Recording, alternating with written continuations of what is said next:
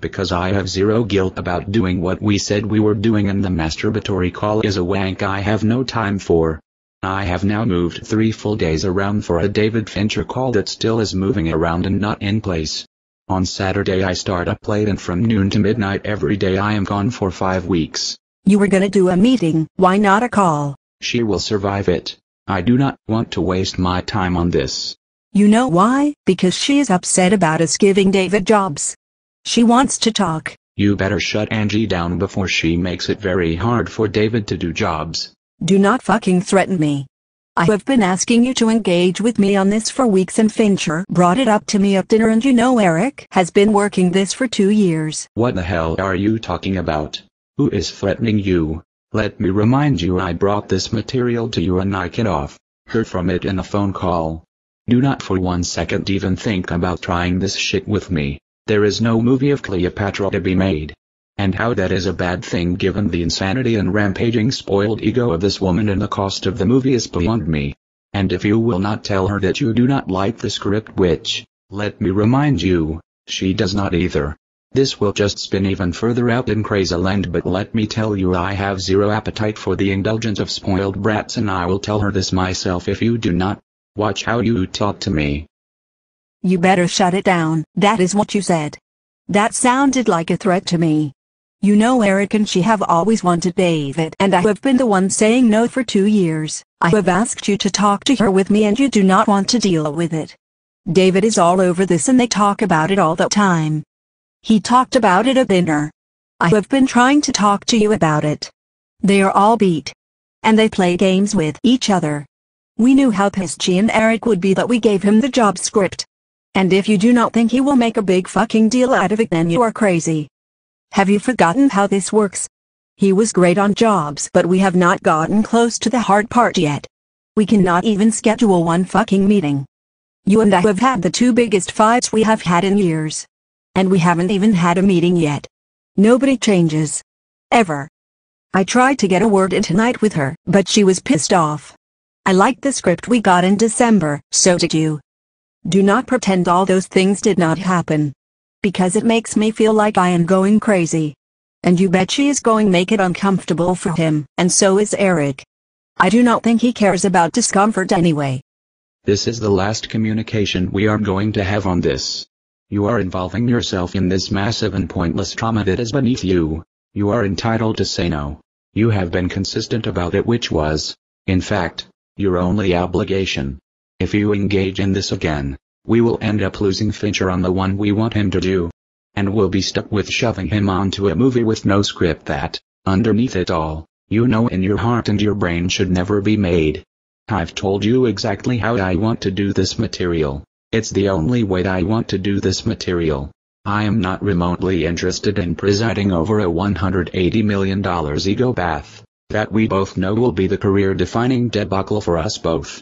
I'm not destroying my career over a minimally talented spoiled brat who thought nothing of shoving this off her plate for 18 months so she could go direct a movie. I have no desire to be making a movie with her, or anybody, that she runs and that we don't. She's a camp event and a celebrity, and that's all, and the last thing anybody needs is to make a giant bomb with her that any fool could see coming. We will end up being the laughingstock of our industry. And we will deserve it. Which is so clearly where this is headed that I cannot believe we are still wasting our time with it. If you want at some point to talk about this the way I pitched it to you, which was a responsible way to make this subject with some proper cover for us all, and a proper price, I'm happy to do it. I'm also happy to say all of this to Angie directly, as I have no need to keep her happy. And what I do have is the right to determine for myself A, what I want to do with my own time and work, and B, what I want to do with material I incepted. I won't be part of this idiocy, and I'm not, and believe me, I am dead serious about this, spending literally one more minute occupying one single inch of brain space with it. There is no relationship with any movie star, anyone, that requires our willingness to prostrate ourselves this way. In the face of childish, irresponsible, willful and unpartnerly behavior. You don't want David Fincher on the movie. It's your right. Stop allowing yourself to be made to feel like a criminal for it. That's the finish of this chapter for me. I'm done. I guess I'm not done. You have had a meeting with David. I am not even clear why there is a meeting unless it is for Michael, in which case they should go have a drink and none of us need to be involved. I have no need for a meeting since, as you know, I talk to David all the time. He wants to make the movie in October. And if that is the case, we should plan it, budget it, cast it, and obviously he has to be hired before any of that can happen. I am fine on the marketing stuff, as I said I was. It is you who was not okay with it, but if you are now, that is great. As for Cleo, I have said everything I intend to say on it. I am happy to deal with Angie and Erica and tell her what I think about this nonsense with David, which I think is unfair. 2. You're an ugly and manipulative. Eric is manipulating the situation because A. He wrote a half-baked 700-page script, and B. She is his friend. She is ready to turn her attention to it, although she read only 30 pages of, rather glanced at them, in the new draft. And is pissed because her fantasy toy box is not ready for her to toy with. The feeling you get from me about this project is exactly what I stated. I am long past doing any movie I do not run or do not believe in, or at least minimally trust the person who is running it. For instance, David, who I trust enormously. And that is what this is clearly going to be. This is your thing with her, and it is entirely clear that there is no room for anybody else. She gives notes to Eric without talking to anybody, is having director conversations without talking to anybody, and that is fine as long as we do not pretend it is not true. I just have zero interest in participating in a fiction, and since I think she has absolutely no idea what she wants or what she thinks the script should be, it is nothing to me but a staggering colossal waste of time and money. I do not want to waste my time or your money. And if the script by some miracle comes in and it is a work of overwhelming genius, that will still not change my mind because the process will be a misery. The simple fact is you like this kind of thing more than me, and I know where I want to be and where I do not. The still simpler fact for me is that when you behave like the producer of the movie, it tends to inhale everything around it, which may be fine for you. Except that I do not want to be inhaled, and I do not want to be at the mercy of anybody else. We have these issues always on the movies you are most interested in, and they are incredibly thorny to navigate, as the resolute feeling I have in these instances is that I hate trying to fight my way into my own projects. It is a horrible feeling and a lousy place for me to be, and also disincentivizing way to deal with a capable person.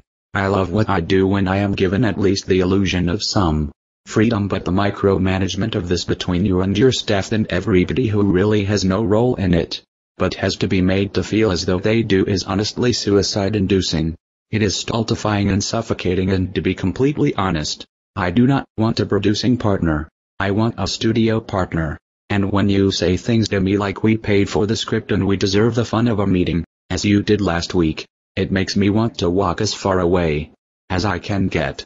I have monumental respect for you and what you bring to the work we do together, but the combat part of it is a giant drag on everything for me, and I would be best left out of it, as it makes me seriously ponder why I would ever want to continue doing this. I would also note, just to say, that literally every single time you have said, on any movie where we have faced these issues, maybe it is best if I pull back on this a little, that this has lasted for exactly 10 minutes, that is not you. And it is a fantasy to think that will ever or should happen. I love working with you, but you have to acknowledge that when you feel cornered, as in this instance by Angie and Eric, you are not at your best, and not particularly great at listening to other people. I have said, as have you numerous times, how I would like to deal with this movie.